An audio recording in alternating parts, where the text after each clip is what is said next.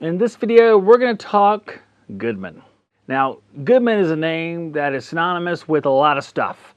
If you listen to my videos, I've made fun of Goodman a whole lot, even though Goodman can be described by me as the devil I know. Meaning that even though I've had issues with Goodman over the years, I am so familiar with them, there's a comfort in that. I always said I could probably build a Goodman out of spare parts because I'm so familiar with their product. Now, over the years, I've had a lot of experiences with Goodman. Goodman has been around for the last 40, 50 years or so. Harold Goodman started the company, and it came out and you saw machines in this group that we're going to call Goodman. Janitrol, GMC, Goodman, and there's been a couple more. In fact, you can, I believe, if you're online, private label Goodmans as your own name.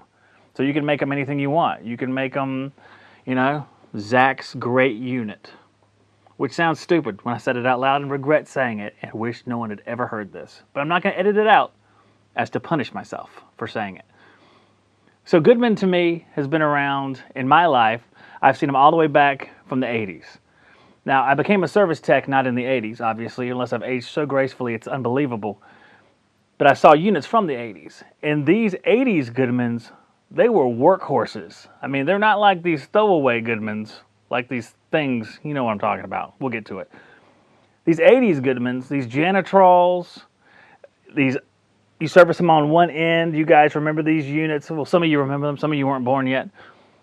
They have the condenser on one end. You have an access panel on the other end, and you have all the controls on the other end. Now, on the older Goodmans, at the bottom right of these access panels, there'd be so much crap crammed in there. It was a pain in the butt. They were horrible because you have the capacitor and the contactor and just a whole bunch of stuff crammed right there in that little tiny box. It was a pain in the butt to service, but these suckers would run and run and run. I saw a lot of, in fact, there's some I know of today that are still running, which makes them at least 30 years old, maybe a little bit more. Now, I know they were from the 80s, but they ran into the 90s as well. In the late 90s, they kind of updated a little bit, and at that point, they went from great, or, well, great's maybe too strong of a word, workhorses, sturdy broads. They took a dive. Then these little desert Goodmans came out with the fins that looked like more like modern Goodmans. And I called them the blooming onion, because if you ever took the top off to change the fan motor, all the panels on the side go like that. And if you try to put the panels back on, you're using duct tape to hold them together. You're getting a guy to help you while you're working it around. You ever try to put the wrong Tupperware lid on a Tupperware container?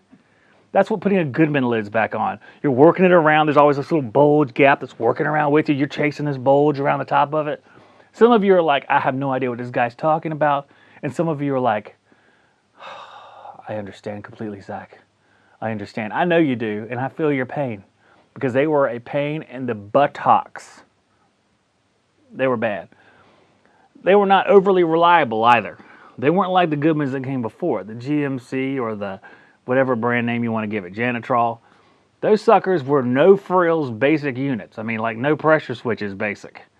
I've seen them run without any refrigerant in them with a giant hole in the suction line, and they were keeping on running.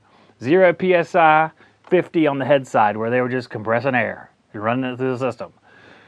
That unit, the compressor fell at the bottom of it when I picked it up off the ground. That's how old it was. I was impressed by that one. But when we get to like the late 90s, you get to the 10 and 12 SEER Goodmans.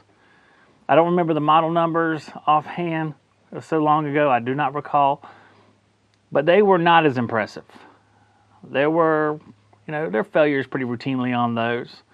I saw them often. Capacitors are pretty common. Relays are pretty common. The famous Goodman blower relay was in these units on the air handler side, and they were pretty bad, and they would fail all the time. Fell so much so that the guy that was at the parts house who had a Goodman at his house, it was like an AR-42 or an A-42, which came before that. He actually kept 3 or 4 of the relays in the closet where the Goodman air handler was at, so he would just change it out. Smart. It's actually really smart because they're easy to change out, but they will fail. And if you don't have the skill to change them out or not comfortable with it, that'll end up costing you quite a bit of money over the years. So it's good to be the parts house guy and have your line of relays right there.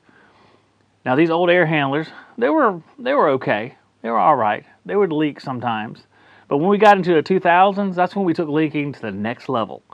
You know, when we get into the 2000s, we're getting into the 12 and 13 SEER units, and at the end of the 2000s, up to 14 and 15 SEER. It started out as a transition in the mid-2000s going to 13 SEER, so we had the Goodman CPLT, CPRT. CPLT was fancy. It's all relative, though. CPRT was not as fancy. But again, neither one of them were really fancy. And they sounded like a friggin' train leaving the station. I used to have a CPLT unit on my house back in the day, like way back in the day, like almost 20 years ago, 15, 20 years ago. And when it went into defrost, it felt like the end of the world was there. It was loud. I mean, it was super, super duper loud. And I can't stress how many decibels that is to be super duper loud. They were awful. They were loud. They did have some issues.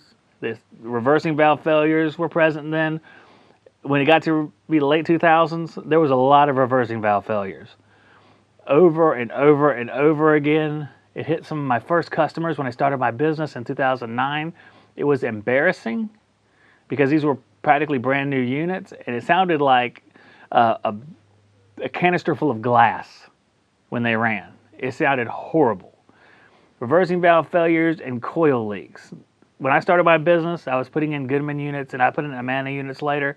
There were so many leaks and reversing valve failures. It's almost like it discredits who you are as a technician and installer, because it's like every single unit had some issue. It was so bad that I switched to York. That's how bad it was, guys. I switched to York. Let that sink in for a second. Now, the Yorks I put in weren't microchannel, so maybe you're like, oh, okay, all right, that's fine. But this was a 2011. I did Yorks, and the Yorks never had a problem, except for one. That was a leaker, and that was years later. So that was probably maybe 5, 6, 7 years after it was installed. That was the only problem I had from a York. That wasn't self-inflicted. I'll say that. Order supplies from the website that's made for the skilled trades. Find thousands of parts from hundreds of brands in just a couple clicks at SupplyHouse.com. SupplyHouse.com gives you 24/7 access to a huge selection of plumbing, HVAC, and electrical supplies with fast delivery anywhere in the U.S. Need help with an order?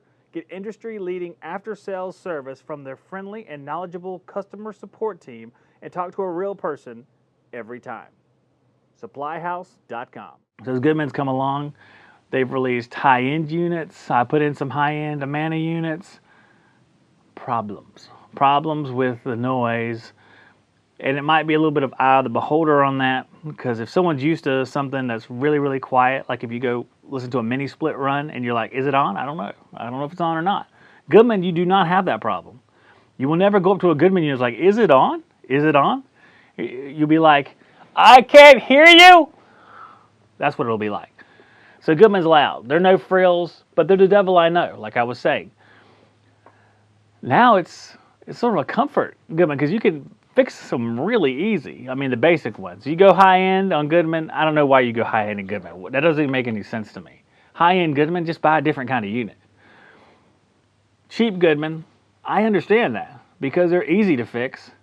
The parts are readily available, which is across the board. Some of the other brands, they'll put in weird parts just because, I don't know, they're going to Linux up their unit. They're going to add a bunch of weird parts to it.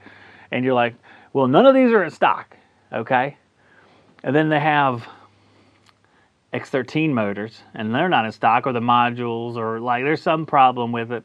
Because back in the day, you know, the motors were PSC, and you could put in some sort of aftermarket motor, no problem. With X13 motors, it's not as much fun as the older ones are. They're not always in stock, and it's a little bit more important, especially in newer units, that you match things up exactly, which is a pain because I'm not a match things up exactly kind of guy. I'm going to put whatever it in and figure it out and make it work. And that sounds scary, but I did it well. I did it okay, guys. Anyway, that's my Goodman talk for today. A little bit of reflecting on Goodman. What do you think about Goodman? What brand do you like? Put it in the comments down below. Or if you want to be a jerk, don't even comment at all. If you want to be a punk, don't comment. But I would appreciate it if you did comment. And I wish you guys would have a great week. And God bless all of you. Save 8% off your order at TruTechTools.com by using the Shop Talk discount code.